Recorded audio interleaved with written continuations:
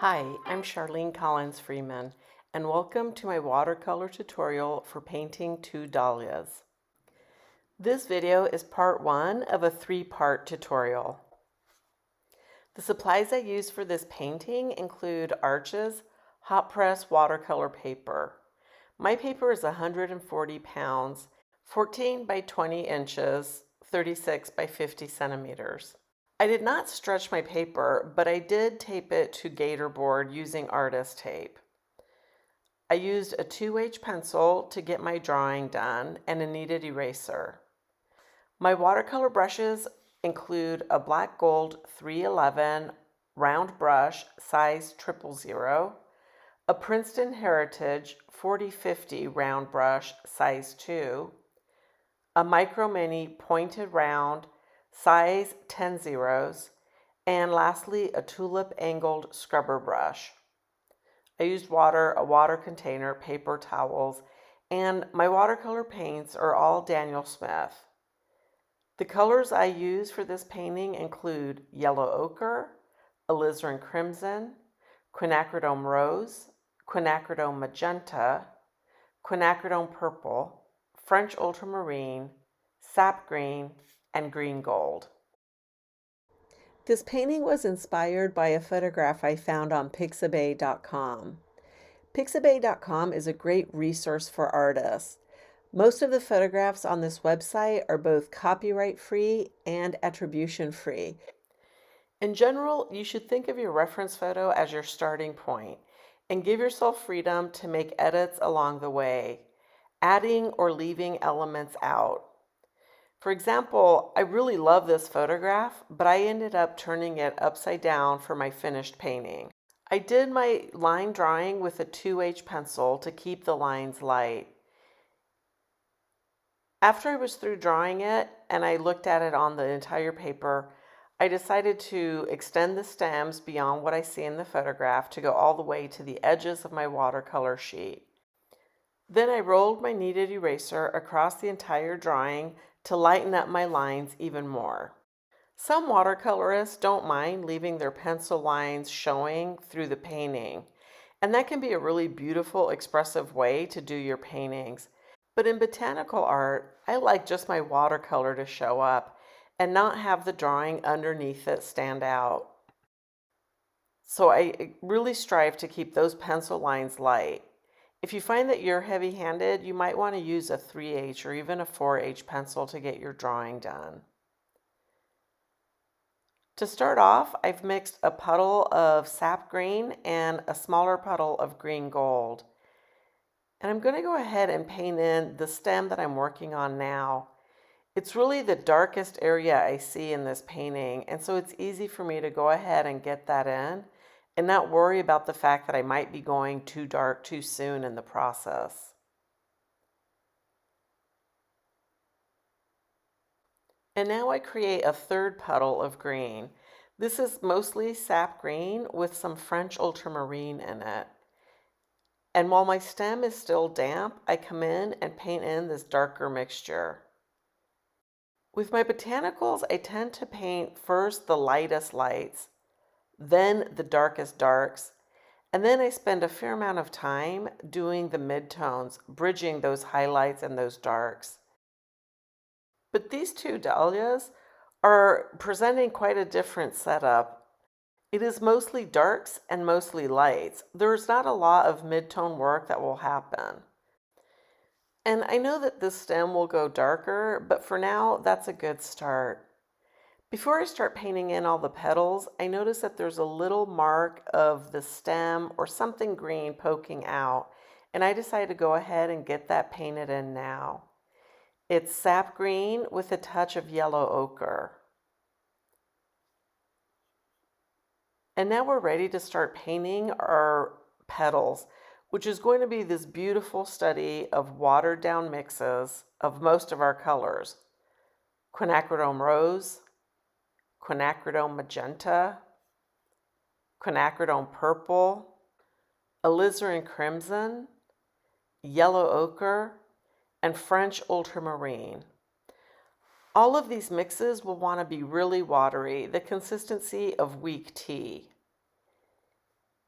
And the goal is to study each petal and paint each one individually. As I study each petal, I try to ignore all the dark markings on it, and I'm looking for the color of the petal. You might be tempted to assume that these petals are white and don't need to be painted, but if you don't paint them and you just go in with all your dark markings, you'll end up with a very flat and high contrast flower. As you really observe the petals and look for what colors are lurking underneath those dark markings, you might be surprised by just how many colors are reflected on these white surfaces.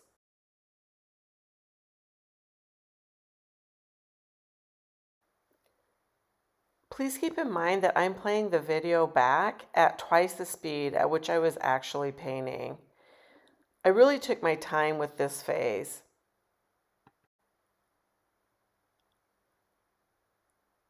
If I think about the stages I use for botanical painting, I am using the stage 1 and stage 2 of painting in the lightest areas and then the next to lightest areas. To keep things light, I definitely have to keep a lot of water in my paint. As you work your way through the painting, you'll find that your puddles of paint start to dry. Be sure you add plenty of water to the puddles as the water starts to evaporate and dry out. If you keep painting while your puddles are drying out, you may inadvertently start painting with a thicker paint. Remember, less water means that the paint is getting thicker and therefore will paint darker on your paper. So keep an eye on the consistency or the water to paint ratio of the puddles you're painting with. Let's get a little bit closer to see these petals. Some of them will have a more yellowy hue, some a little bit more purple, some a little bit more pink. So get your puddles of paint on your palette ready and be sure you're paying attention to each individual petal. If it starts getting confusing for you and you're working from your reference photo on a laptop like I am, I enlarge the reference picture to show me mostly the petal I'm working from. As I move on to a new petal, I adjust the reference photo on my laptop to focus on the new petal I'm working on. On the other hand, if you're working from a reference photo that you've printed out, you can keep your finger on the petal you're painting, so that as your eye scans back and forth between your reference photo and your painting, you can quickly identify which petal you're working on. You can see I've started to add more of the quinacridone rose and quinacridone magenta to these petals. You might feel that we're going entirely too dark at this stage for a subject that is white. But there are a few things I'm keeping in mind. One is that the more water that's in my paint, the more the paint has the tendency to fade as it dries. And since I'm working from very watery puddles, that really impacts how dark or light these flowers will look. The paint will look much lighter as it dries. The other thing to think about is that right now, the only contrast on this painting is that stem. But other than that, the petals are completely surrounded by white paper. And by contrast, the petals I've painted so far may look too dark. But I've painted enough flowers to know that once I come in and add dark markings on top, these marks that I'm painting now will, by comparison, look much lighter than they do now.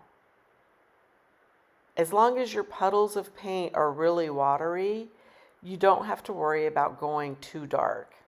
I'll continue painting each petal, painting with very wet paint on dry paper. I'll be sure not to get lazy and just assume that all the petals have the same coloring, but rather I'll study petal by petal to understand what color and what cast it has.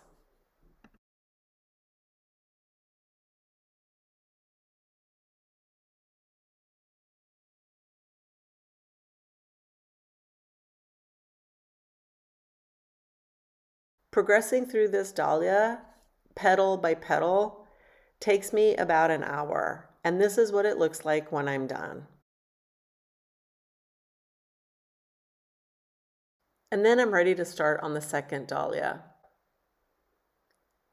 It would be tempting to stop studying the reference photo and approach this second dahlia the same way I did the first dahlia. But instead, I'm going to take it as its own portrait.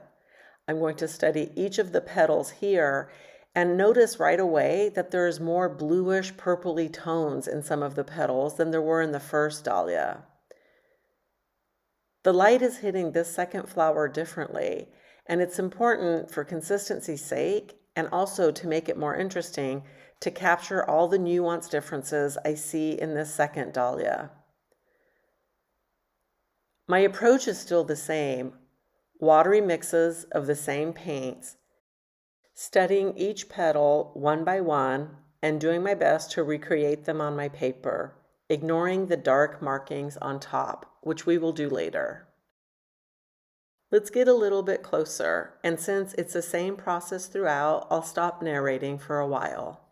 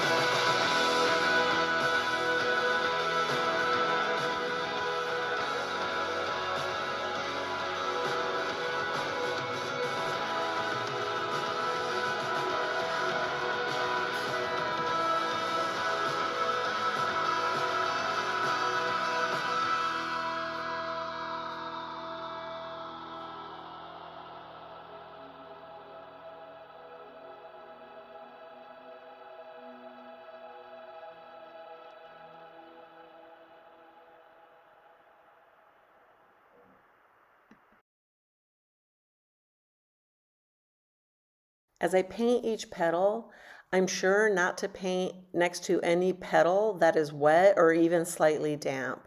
I want each of these individual petals to have hard edges so that they stand out as individual shapes. You can see already how different this dahlia's undercolors are than the first one we did.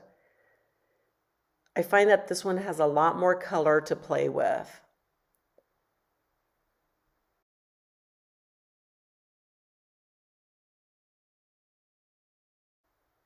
The mixes on my palette remain the consistency of weak tea, very watery, and I continue to paint on dry paper.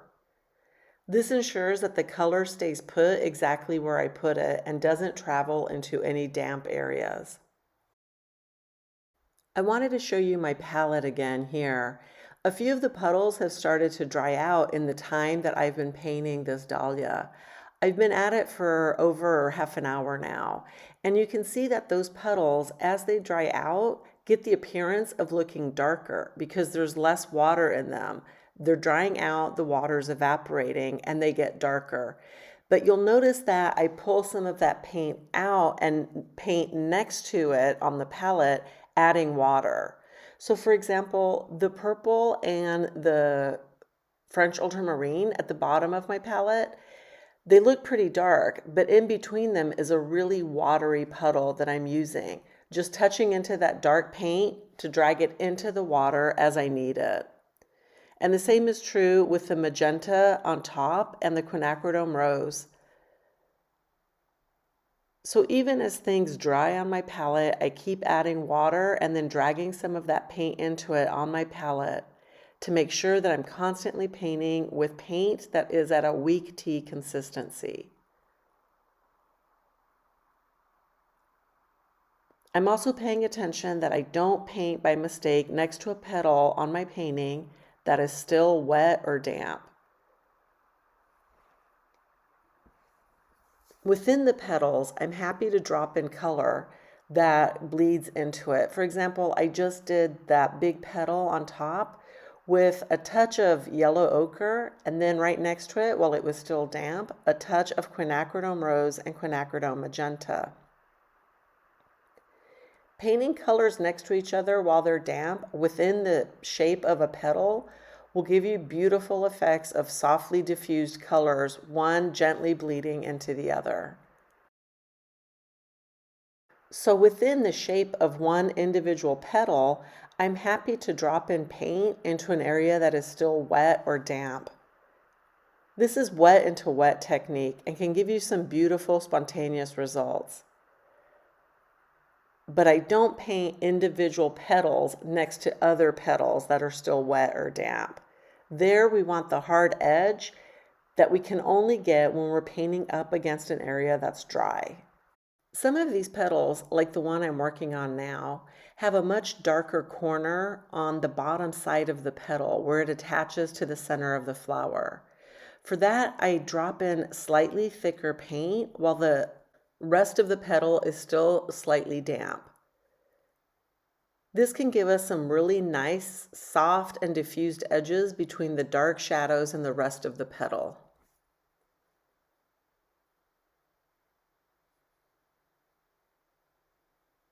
Notice that on my palette, most of my puddles are still pretty distinct. I don't have one big puddle of paint all swimming together. I let the paint mix on my paper more than I mix it on my palette. If you find that your puddles of paint end up all bleeding into each other, you're probably either putting the puddles too close together or over mixing your colors too much on your palette. When we have so much watery paint and we're trying to do all these mixes on the palette, they'll all end up swimming together. You'll end up with just one or two big puddles of pretty neutral paint. So try not to do that. Try to keep each individual puddle on its own and do very little mixing on the palette. Let the colors blend on the paper. You can even dip your brush first into one color in the palette and then into another color on the palette without rinsing it out in between. And then paint on your paper. Let them mix on the paper.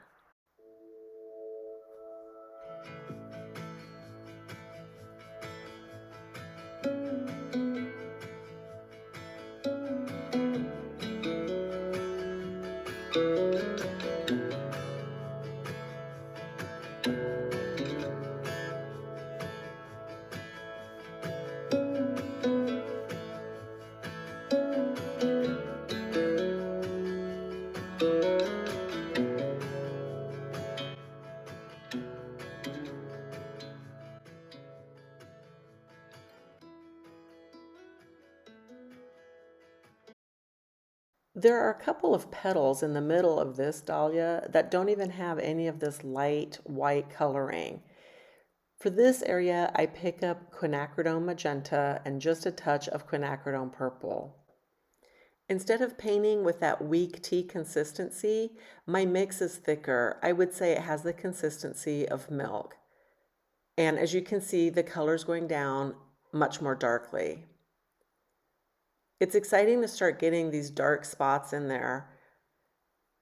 The contrast alone makes the dahlia so much more interesting. Once I get those darks put in there, I realize I can darken up some of the undertone in some of the other petals. Not everywhere. I don't want to overdo it. I still want my flowers to look like white dahlias with dark markings. And then I go back to finishing up the rest of the petals the same way we have been doing.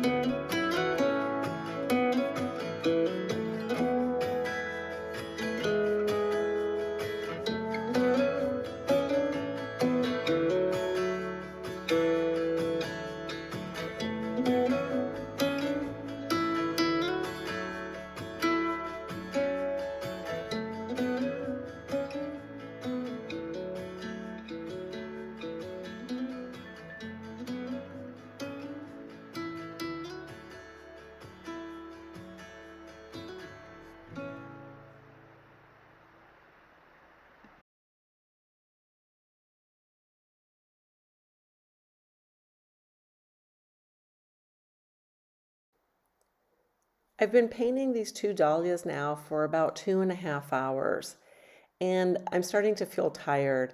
This is usually a good time to quit and come back later with fresh eyes. The more tired we get, the lazier our observation becomes, and we just start painting in everything sort of casually, not based on observation, but just based on what we've already painted. But it's much better to take a break or come back on a different day altogether rather than pressing forward. I'm really close to finishing this first stage of the painting, and I only have a few more minutes left, so I carry on. But you should really stop and give yourself a break at any point. Come back in an hour or come back in a day. This will also give you a chance to reassess more accurately what you're doing. At this stage, we've really painted in all the lightest tones. And for the next stage of our botanical, we'll start painting in all the darkest darks.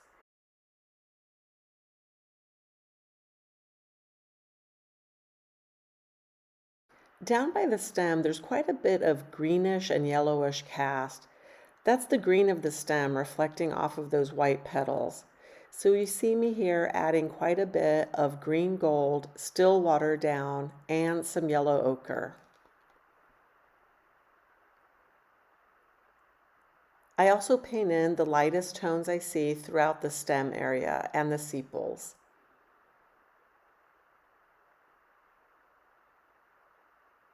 When you're painting the stem, try to make long, smooth brush strokes and not short brush strokes where you're picking up and putting down your brush over and over again. That will tend to give you more of a jagged edge. And we definitely want these stems to have nice, smooth, continuous line edges. And that brings us to the end of this first video. All of our lightest lights are in, and we've started putting in some slightly darker tones. I hope you found this demonstration useful, and as always, thanks for joining me.